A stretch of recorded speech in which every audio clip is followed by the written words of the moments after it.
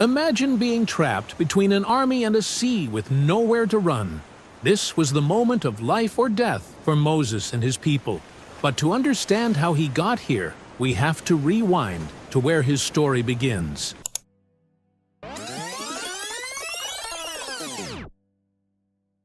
It was a terrifying time for the Israelites. Pharaoh had ordered every baby boy to be killed. But one mother, Jochebed, refused to give up hope. No. She placed her baby in a basket and set him afloat on the Nile, praying for a miracle. Pharaoh's daughter found the basket and was moved with compassion. What a beautiful baby. She decided to raise him as her own. You belong to me now, and I will name you Moses. And so Moses, a Hebrew boy, was raised as an Egyptian prince. Years later, Moses discovered his true identity, and he witnessed the cruel reality of his people's suffering. Seeing an Egyptian beating an Israelite enraged him. He acted in anger, killing the man. Fearing for his life, Moses fled Egypt and found refuge in the land of Midian. In Midian, Moses helped shepherdesses at a well, not knowing this act of kindness would change his life. One of the women, Zipporah, caught his eye.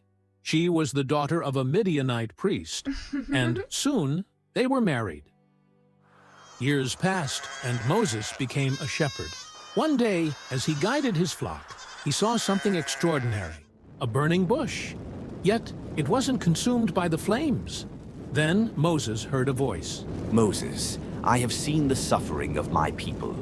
Go to Pharaoh and tell him to let my people go. Who are you? Moses asked.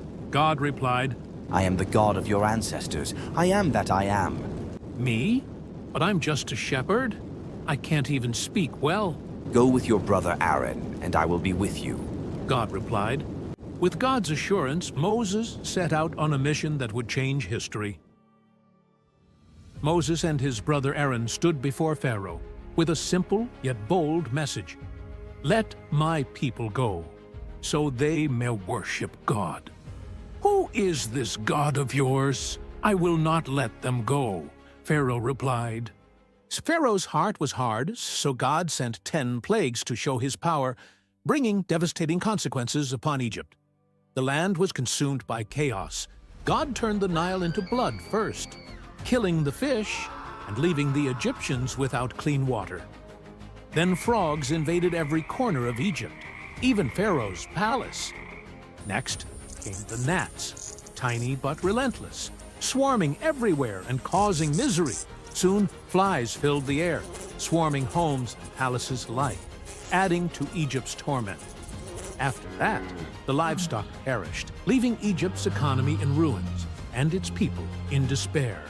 Painful boils appeared on the skin of Egyptians, sparing no one, from commoners to Pharaoh himself. Great hailstorms battered the land, flattening crops and homes, leaving destruction in their wake.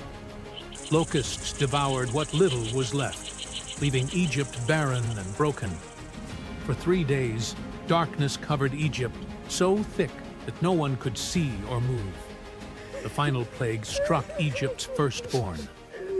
After the 10th plague, Pharaoh saw the power of God.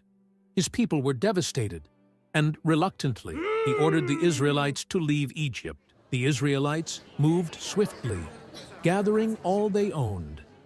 They carried with them the bones of Joseph, fulfilling the promise made generations ago. But as the Israelites left, Pharaoh's heart hardened once again. Fueled by pride and anger, he ordered his soldiers to chase after them, determined to bring them back and assert his power once more. Pharaoh's army pursued them relentlessly, their chariots racing across the desert. The Israelites, with the Red Sea before them and Pharaoh's army closing in, feared the worst. But as the Egyptian army closed in, Moses lifted his staff high, and with mighty force, the waters of the Red Sea parted. The Israelites rushed through the path in the Red Sea, their hearts racing as the walls of water loomed ominously on either side. Once the Israelites were safely across, Moses watched as the waters of the Red Sea rushed back together, swallowing the Egyptian army.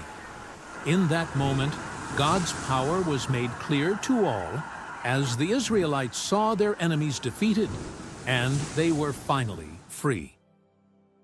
With Pharaoh's army defeated and their path clear, Moses led the Israelites into the wilderness toward the Promised Land. Then, from among them, a voice rose, strong, joyous, and filled with praise. It was Miriam, the prophetess, sister of Moses, leading the women in song and dance. With timbrels in their hands and faith in their hearts, they proclaimed the greatness of the Lord who had delivered them. I will sing to the Lord, for he has triumphed gloriously. He has hurled both horse and rider. The Lord is my strength and my song, my song.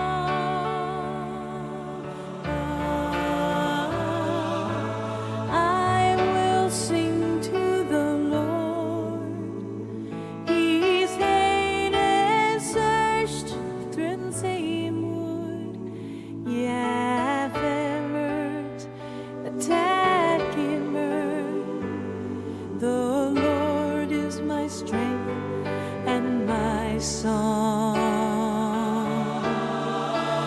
Come to both the wind, the birds that could face dumb sentences, the rolling more in mine. I all down love and glory thy love. I will sing to the Lord, for he has triumphed gloriously. He has hurled both horse and rider. The Lord is my strength and my song. The Lord is my strength and my song. The Lord is my strength and dry ground.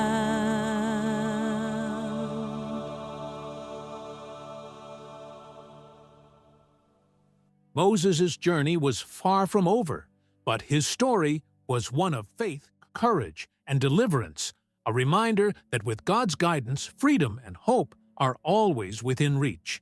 If you haven't subscribed yet, please don't forget to do so. It really helps us continue providing you with amazing videos like this.